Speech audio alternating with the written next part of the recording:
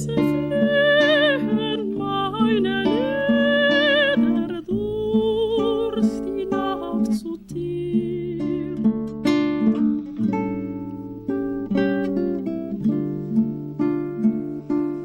In der stillen Heiner Liebchen, komm zu mir.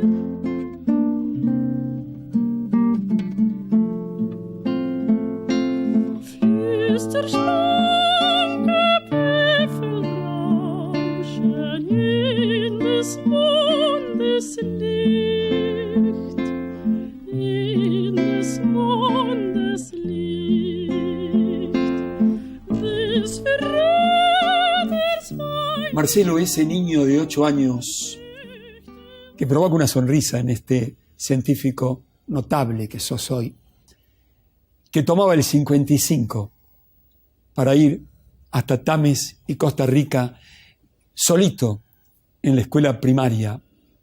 En ese viaje o en alguno de esos viajes, Marcelo, se vislumbraba el hijo de Luisa, la física, que se iba a ocupar su vida, gran parte de su vida, en la ciencia y en el estudio del cerebro. Bueno, no, tan joven no. No, de chico la verdad que era un chico como cualquier otro y me gustaban lo que les gustaba a los chicos. Jugar al fútbol, a las figuritas de fútbol y no mucho más.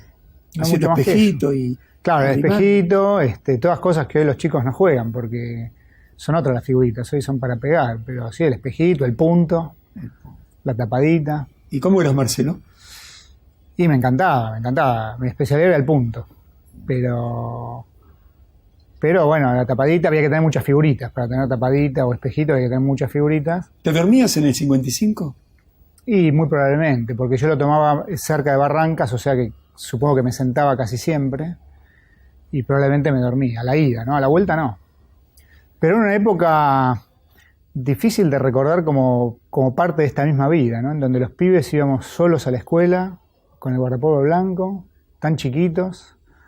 Hoy con hijos más grandes uno está preocupado si llegaron, llamame, si van a poder ir solos, si no. Uno no tenía idea, no existían los celulares, los padres los largaban y uno llegaba, ¿no? De esa escuela pública primaria, también la enseñanza media, escuela pública, Sí, claro, también. en el Colegio Nacional de Buenos Aires. Sí. Era- Sí, y era lo habitual, no particularmente ir de Buenos Aires, pero continuar la educación, comenzarla en la escuela pública y continuarla en la escuela pública, ¿no? Y en el Colegio Nacional de Buenos Aires, donde hay que estudiar, y en esos tiempos tal vez, más que hoy. ¿Cómo eras? Y tenía gran facilidad para todas las ciencias exactas, facilidad y mucha curiosidad, me gustaba, y no tanta para la historia y para la literatura. Y yo era, como todo joven, bastante tajante, ¿no? Ya, bueno, esto me gusta, esto no me gusta. Y la vida nos va madurando diferentes zonas del cerebro a diferentes edades, ¿no? Y hoy lo único que hago es leer historia, filosofía. Y bueno, por supuesto leo mucha ciencia porque estoy en eso, pero me gusta mucho, sobre todo la historia de la ciencia y toda la parte histórica, ¿no? Y le he dado a mi propia investigación científica todo un contenido histórico y a mis clases, de dónde vienen las cosas, cuál es el origen. Me metí mucho a estudiar evolución y no puedo entender ahora ningún fenómeno sin entender cómo empezó, cómo se originó, tanto desde el punto de vista biológico como la idea conceptual, lo cual me lleva mucho tiempo porque hay que leer mucho, ¿no? Alguna vez me has dicho que Roberto Novelli era un profesor de química. Bonelli. Era un profesor de química muy severo, casi antipático para tus compañeros.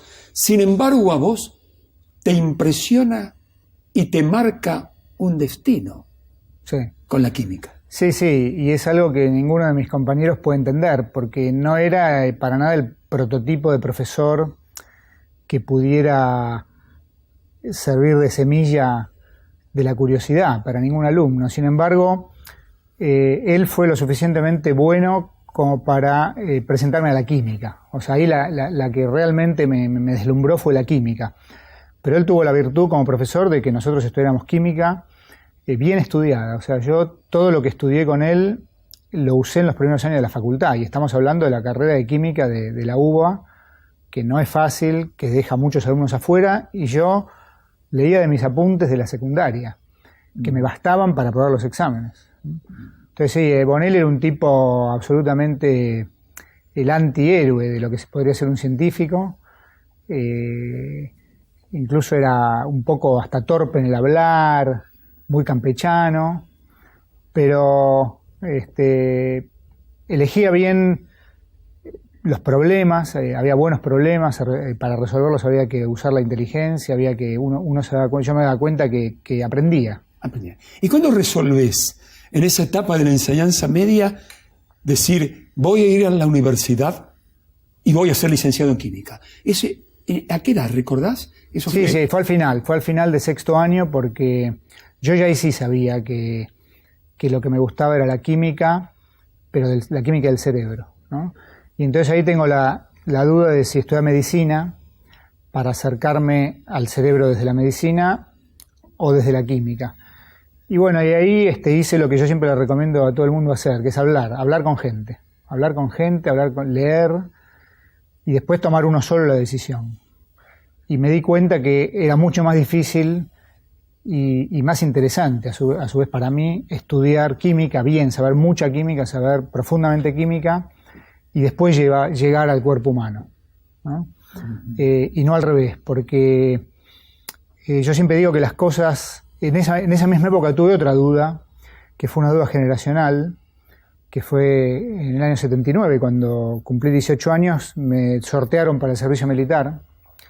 Y recuerdo que el sorteo fue a 1 hora de la mañana y estábamos todos en el bar del colegio, en el subsuelo, con la radio. Había varios radiecitos y estábamos todos así con la planilla, viendo los sorteos. Algunos saltando que se salvaron, ¿no? Algunos saltando, otros llorando, había gente llorando.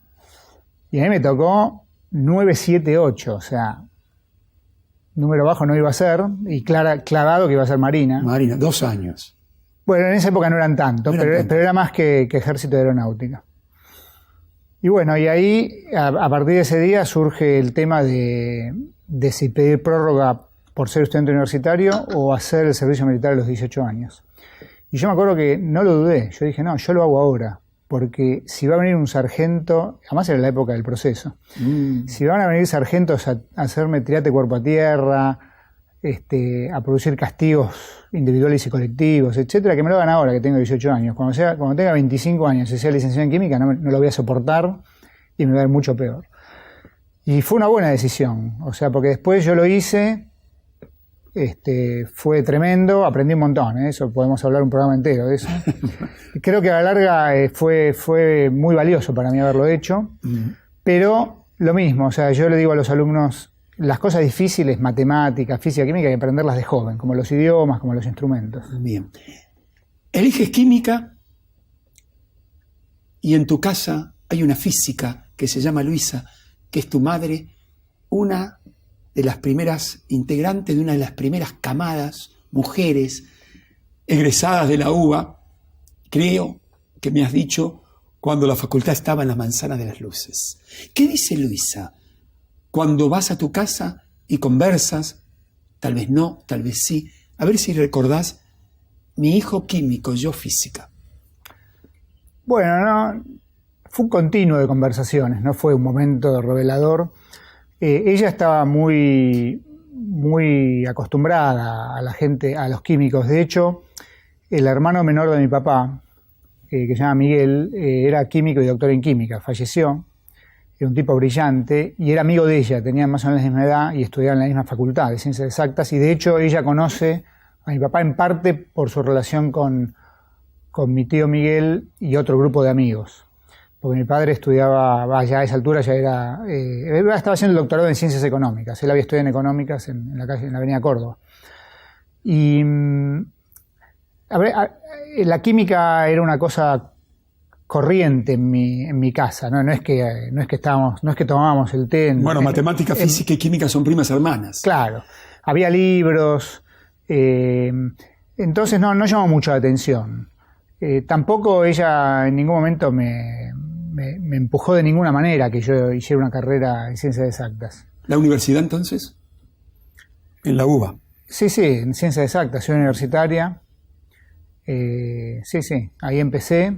Empecé haciendo el servicio militar, porque yo terminé el secundario en el 79 y en el 80 entré a la facultad y entré en abril, o sea, en abril empecé a la facultad y empecé yo en la Marina, que hice la preparación de 2 meses iniciales en... ¿Tenés hermanos, Marcelo? Sí, tengo un hermano que es médico. ¿Él también le tocó la colimba? No, a él le tocó número bajo. Número bajo, se salvó. Sí. Número muy bajo, no me acuerdo de qué número, pero muy bajo. ¿Cómo se llama? Se llama Esteban y él estudió, es médico, estudió medicina.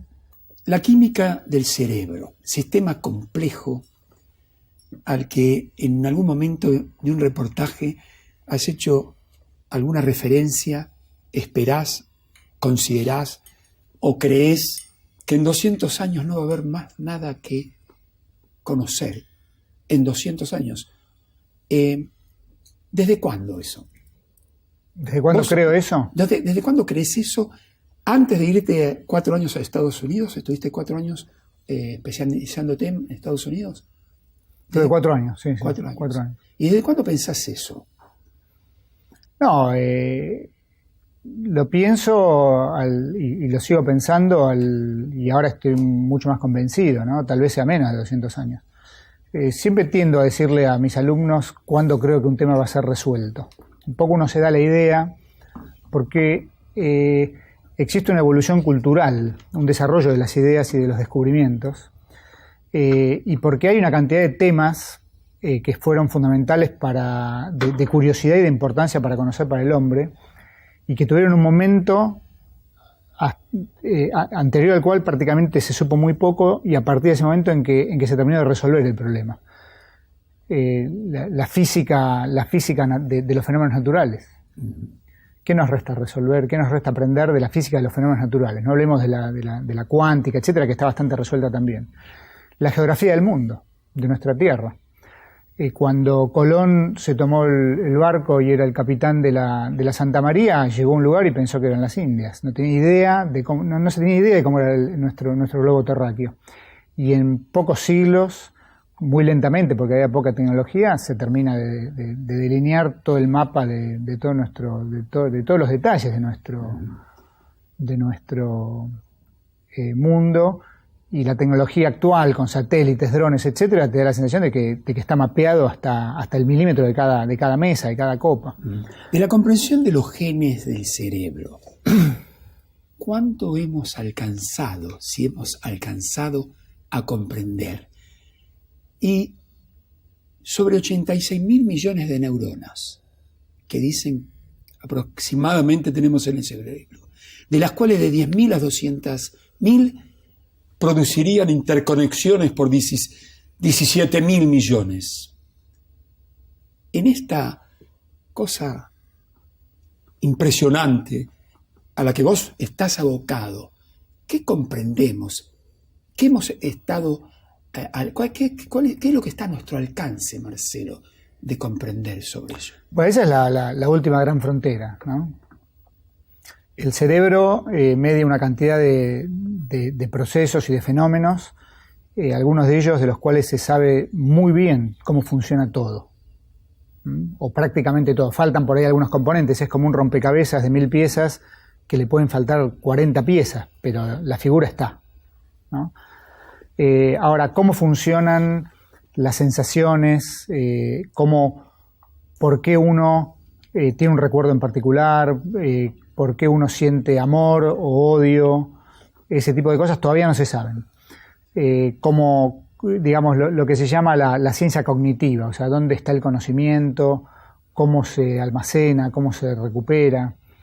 Se sabe físicamente dónde están, en qué zonas del cerebro, pero no se sabe a nivel molecular cómo operan y cómo viven esas memorias permanentemente en nuestro cerebro y cómo somos capaces de generar sensaciones de amor, de odio, de compasión, etcétera, tantas distintas compasiones o sensaciones en una escala cromática enorme, ¿no? Porque podemos sentir mucho odio, un poquito de celos, muchos celos, etcétera, etcétera. Todo eso no lo sabemos, pero estamos a las puertas de saberlo. Yo tengo la sensación de que el grado de desarrollo de los recursos humanos, que son los más importantes, las personas, la cantidad de personas en el mundo que están pensando en estos problemas, médicos, neurocientistas, biólogos, computadores científicos que se dedican a estudiar el cerebro, es una masa crítica muy amplia y que opera en prácticamente todos los continentes. Ahora con China siendo un gran jugador en todo sentido, China aporta gran masa crítica y una gran cantidad de dinero y de equipamiento para tratar también de resolver este problema. Entonces tenés a China, a Japón y a India como los grandes jugadores de Asia, tenés a la Europa Occidental y a Rusia que también siempre están aportando en este tema, Estados Unidos y Canadá, y países más periféricos como el nuestro, que por ahí quien te dice alguna cosa importante salga también de aquí. Hay mucha gente, hay mucho dinero, hay proyectos internacionales especialmente aportando fondos para entender cómo funciona la mente humana. Entonces es un tema que se va a resolver, así como vos fijate que el mismo planteamiento de esa duda, yo me acuerdo cuando yo me fui a Estados Unidos a principios de los 90, James Watson había convencido al gobierno de los Estados Unidos de poner plata para estudiar el genoma humano. Y yo participé de discusiones con grandes científicos que estaban alrededor mío en esa época y que decían, no tiene sentido, nunca se va a poder resolver ese tema. Es un tema irresoluble, es enormemente amplio. Y en 10 años se resolvió. Pero no solamente se resolvió en 10 años, sino que en 10 años se generó la tecnología para que hoy el genoma de cualquier especie que vos quieras agarrar, no sé, el rinoceronte, le sacás el ADN a ese rinoceronte y en 3 meses tenés resuelto su genoma. O sea, el problema de 10 años se resolvió en 3 meses.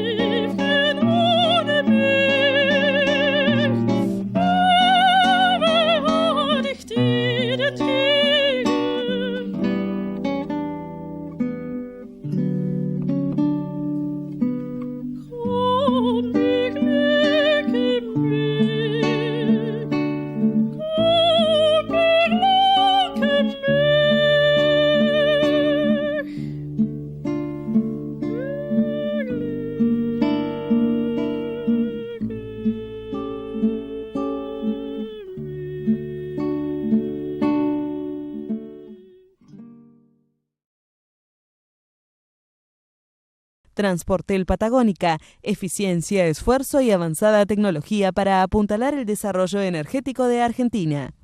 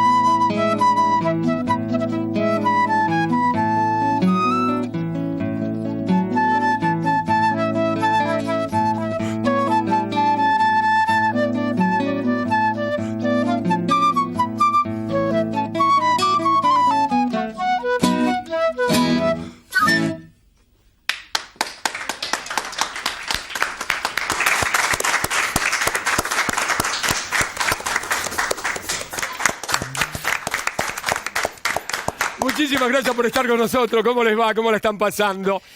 Venimos de una información científica que nos llena de orgullo a todos los argentinos, eso pienso. Marcelo Rubinstein, como se los dije, es premio, entre tantas otras cosas, de la Academia Mundial de Ciencias. La información que nos está dando es formativa y este periodista ingresa un poquito más en la vida de estos grandes hombres.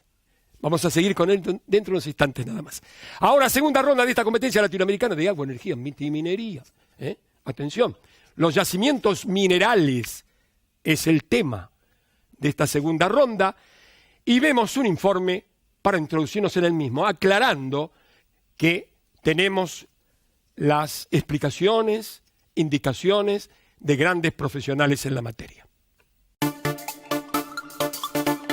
Si investigamos el origen de todas las cosas que tenemos y usamos a diario, podemos comprobar hasta qué punto nuestra vida depende de la actividad minera. El punto de partida o la fuente de donde se extraen las materias primas e insumos que nos rodean son los yacimientos o depósitos minerales. ¿Qué es un yacimiento mineral? Un yacimiento mineral es una concentración, que decimos anómala, de un determinado metal en una roca.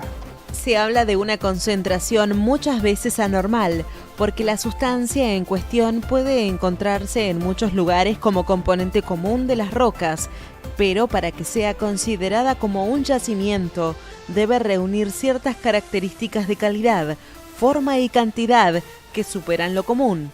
Una verdad geológica fundamental es que no existen dos yacimientos iguales. Hay ciertas características que se repiten y elementos que son comunes, que permiten la clasificación de los yacimientos en grupos, tipos o modelos, pero aún así, cada yacimiento del mismo grupo es diferente a los demás. Una clasificación usual de los yacimientos minerales es por su uso.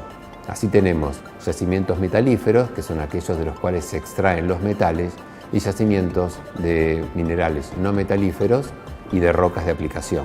Entre las rocas de aplicación se cuentan, por supuesto, las rocas para la construcción. También se agrupa a los yacimientos por su origen o formación. Los minerales de interés económico son una de las posesiones más valiosas de una nación. Su explotación puede y debe ser compatible con la preservación del medio ambiente.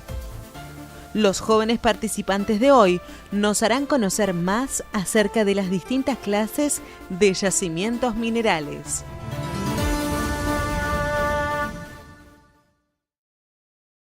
Bueno, Joaquín, ¿preparado? Toda la pampa contigo, hermano. Todas las posibilidades por el director, ya. Ahí están. Vamos, ¿cuál eliges? La 2. Duquesa. Ahí está, ese negrito soy yo. Y me adelanto. La forma de los yacimientos. Te pregunto y te preguntamos cómo suelen denominarse los yacimientos que se encuentran de forma horizontal. Vetas, filón, mantos o bancos. Joaquín, 30 segundos y toda la pampa contigo, hermano. ¡Tiempo!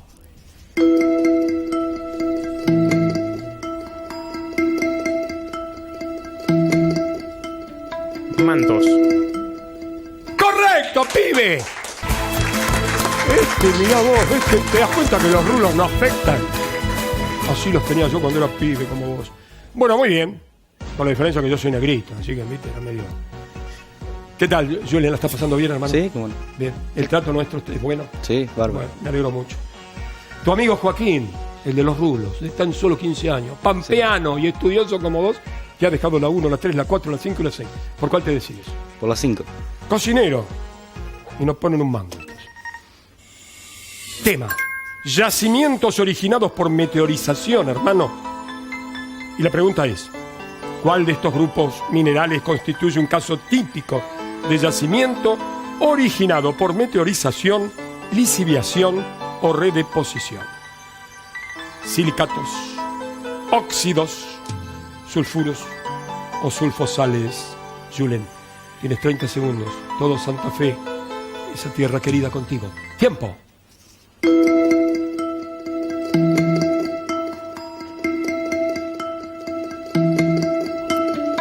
Sulfosales. Sulfuros, amigos. Vamos con José Alberto Cantreros. ¿Sí? ¿Bien, José? Sí. Tu amigo Julen y Joaquín te han dejado la 1, la 3, la 4 y la 6. ¿Por cuál te decides? A ver. La 4. Atención, correntinos queridos. A ver la 4 que dice. Yo ya lo sé. Yacimientos originados por la geodinámica interna, Josecito.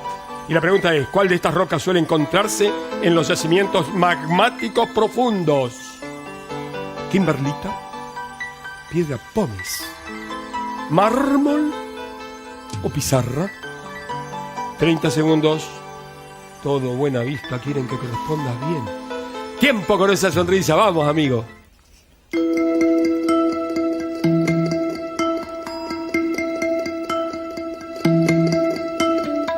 Kimberlita. ¿Cómo dijiste? Kimberlita. ¡Correcto! Te deben gustar los diamantes a vos. Porque la Kimberlita puede tener diamantes. Vamos a continuar con la segunda ronda entonces de esta competencia latinoamericana. Los yacimientos minerales son los temas. Brian, tus amigos José, Julen y Joaquín te han dejado. La tercera ronda comenzará contigo, catamarqueño. Te han dejado la 1, la 3 y la 6. ¿Cuál eliges, amigo mío? El número 1. Uñate. Muy bien. Ahí estoy. Los yacimientos minerales. La pregunta, ¿cómo se denomina en forma general, Brian, al mineral útil que da motivo a la explotación de un yacimiento mineral? Ganga, manto, beta o mena. 30 segundos. Y todas las uvas de Catamarca contigo. Tiempo, amigo, vamos. Mena. ¡Mena, correcto! Dentro de un instante nada más, vamos a seguir con la entrevista que estamos realizando con Marcelo Rubinstein. ¿Están atentos ustedes? ¡Atención, país! Agradecemos por hacer posible que José esté hoy en el programa, al municipio de Goya, encabezado por el señor Gerardo Bassi, y al profesor Daniel Lesteime, secretario de Educación del municipio.